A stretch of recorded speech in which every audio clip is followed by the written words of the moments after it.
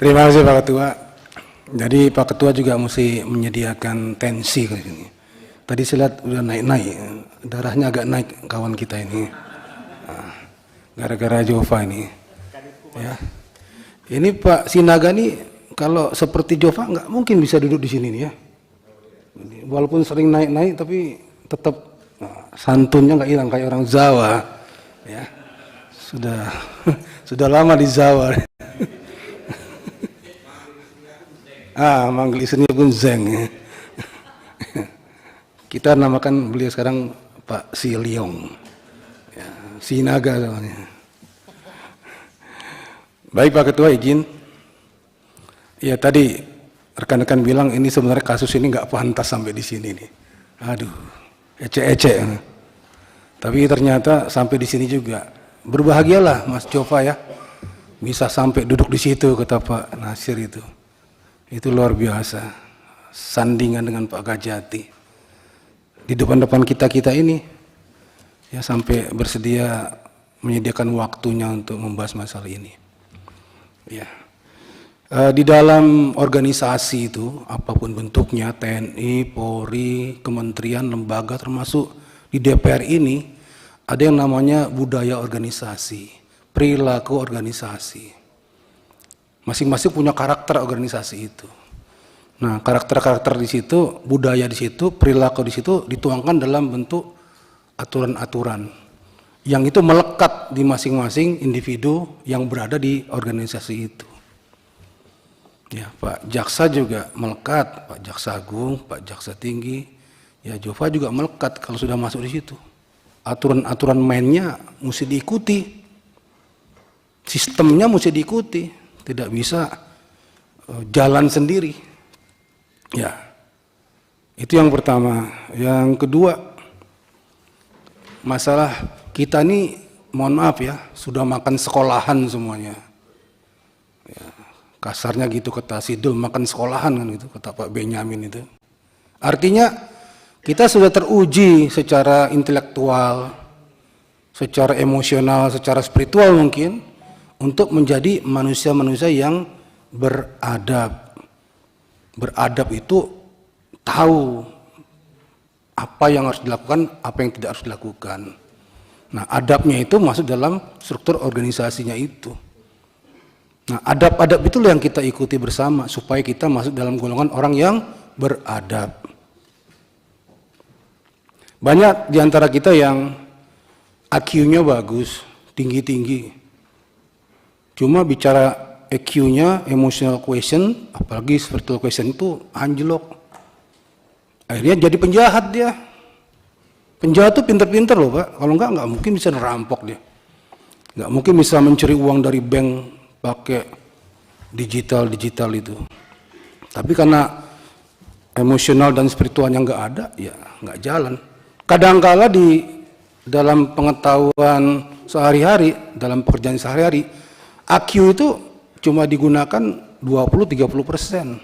Yang lain EQ, SQ, emotional question, spiritual question, itu masuk dalam golongan orang-orang yang beradab itu. Kalau kata Pak Ustadz, berakhlak lah. Ya. Nah, dalam konteks di internal kejaksaan ada yang tersakiti ya, saudari kita tadi di belakang itu. Dan dia punya hak untuk menuntut kerugian yang dia derita, kerugian yang dia dapatkan. Jangan dilupakan, ada orang tersakiti. Wadahnya di kejaksaan masalahnya. Tadi rekan kita sudah bilang maaf-maafan, kemudian bahasa kasarnya sama-sama tahu diri lah kita itu ya. Jova juga, lembaga juga, dan lain-lain ya. Kalau bicara tadi akar masalahnya, mobil dipakai pacaran, itu mungkin persepsi atau tuduhan nggak tahu ya. Tapi di sini juga banyak itu mobil DPR disuruh jalan, yang jalan siapa itu ya? Bukan anggota DPR. Ternyata yang punya mobil nyuruh dia beli makanan gitu ya, beli minuman. Ya. Di TNI Polri juga begitu, banyak mobilnya dipakai siapa-siapa, tapi ada tujuannya dan lain-lain. Itu baru mobil, belum yang lain, rumah dinas, fasilitas-fasilitas lain ya. Nah, Kalau ada yang kurang pas di situ ada mekanismenya. Itu patuhi kultur budaya organisasi. Dipegang erat itu. Kalau tidak keluar dari situ ya siap keluar sebenarnya. Saya nggak suka di kepolisian, saya nggak suka di TNI dengan aturan-aturan yang melekat pada saya. Saya nggak suka itu, ya check out. Saya nggak suka dengan Indonesia, ya check out. Saya nggak suka dengan dunia, ya check out dari dunia. Entah kemana kayak gitu ya. Caranya gimana check out? Ya kan gitu kan? Kan disuruh kan, kalau kau nggak suka sama aku, nggak ngaku sama aku, pergi dari korong langitku kan gitu katanya. Kata Tuhan ya.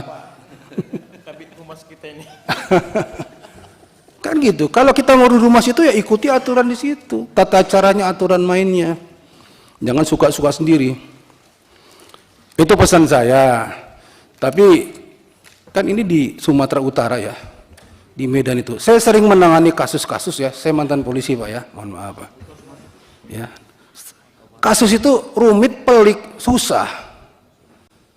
Tapi kadang-kadang saya bisa selesaikan bukan karena kehebatan bermain hukum, teknik-teknik penyidikan, bukan. Cuma saya tanya sama mereka. Kumpulkan, saya tanya sama mereka, kalian tahu nggak? Saya udah kesel nih kan. Kalian tahu nggak kenapa bumi, matahari, bulan itu beredar tidak pernah tabrakan? Coba kalian jawab, kenapa mereka beredar tidak pernah tabrakan? Putar-putar itu. Itu kan udah peredarannya Pak. Itu kan sudah ilmunya, hukumnya begitu Pak. Bukan. Biar kau tahu ya. Karena mereka saling pengertian. Sederhana itu aja. Jadi kalau bermain kasus itu nggak usah berbelas pantun lah. Ya pantun ini banyak. Sekarang kau mau selesai nggak? Kalau mau, turunkan stamina, turunkan tensinya, turunkan yang lain-lain. Ayo kita berembuk. Jadi begitu selesai ini, akhirnya ketawa-ketawa. Ya sudahlah Pak, ya sudahlah gitu. Ya kan kalau anggaran pengetahuan, anggaran ilmu-ilmu masing-masing, wah nggak selesai tuh. Apalagi di kita ini banyak kali alasannya untuk buat supaya ini begini gitu ya. Nah itu banyak tadi saran dari rekan-rekan. Ya kejaksaan juga masih mau menganggap Jova ini anak kandungnya. Jova juga harus mau beradaptasi di kejaksaan. Saya jaksa loh, saya ikut norma-norma di kejaksaan. Saya ikut aturan main di kejaksaan. Saya ikut kultur di kejaksaan. Kalau kita merasa jagoan, mampu, bisa, kalau bisa dunia aku lawan, ya tadi saya bilang di awal, aku nggak suka di sini, ya aku keluar aja. Nggak usah pakai sidang-sidang begitu. Ya kan? Tapi kalau masih mau di situ, ikuti.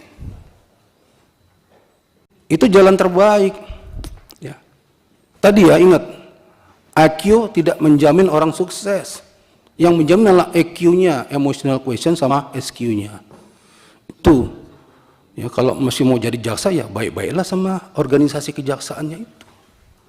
Ya, mohon maaf Bapak, mohon maaf Mbak, aduh, aku silap, aku salah. Ya, kalau kulit kata-kata kau di situ ya, memang sakit itu, apalagi perempuan. Ya, nggak usah kita bersilat-silat jauh-jauh lah, itu menyakitkan memang. Kau buat alasan bisa lah karena kau pandai. Begini gitu. Tapi bukan begitu masalahnya. Orang pandai semua di sini nih, bisa menafsirkan itu, walaupun tidak harus masuk sidang pengadilan. Artinya apa, maksudnya apa? Yang dibutuhkan sekarang, ayo kita sama-sama duduk bersama, saling memahami. Kalau kita masih mau di kejaksaan, ya masuklah dengan baik-baik dengan kejaksaan. Ikuti aturan yang ada. Mudah-mudahan pintu kejaksaan masih terbuka untuk Jova. Gitu ya Pak Jaksa ya. Terima kasih. Assalamualaikum warahmatullahi wabarakatuh. Memang bijak kali nih. Apa kali nih abang kita ini? Izin pimpinan. Ya. Pimpinan tambahan sedikit pimpinan. Oh ya silakan. Dari ini dari Gerindra. Pimpinan, melihat dari kasus yang ada, berkaca dari masalah yang ada, dan juga ini sekaligus mencegah jangan sampai masalah ini terulang kembali. Saya rasa ini di kejaksaan perlu juga mengeluarkan pedoman yang jelas tentang penggunaan media sosial bagi jaksa dan pegawai kejaksaan. Ini perlu supaya jangan sampai kejadian yang seperti ini terulang kembali di kemudian hari. Termasuk bagaimana menyampaikan kritik internal secara etis dan aman. Itu saja pimpinan, terima kasih. Oke, teman-teman semua, saya pikir nih benang merahnya sudah nampak ya. Tinggal masing-masing hanya 3 menit Pak, saya batasin, jadi supaya nggak berbalas pantun. Closing statement dari Pak Jamwas dan dari pihak Jopi, hanya 3 menit saya kasih ya. Yuk, silakan. Baik, terima kasih pimpinan. 3 menit. Jadi hanya menjelaskan bahwa tadi dari semua pertanyaan ataupun masukan-masukan dari anggota Komisi 3 yang tadi kami terima, kami rampungkan juga menjadi satu jawaban saja. Jadi mengenai tadi yang terakhir, apakah sudah ada pedomannya, sudah ada penggunaan media sosial, PNS wajib menunjukkan integritas dan keladanan sikap perilaku, ucapan dan tindakan kepada setiap orang.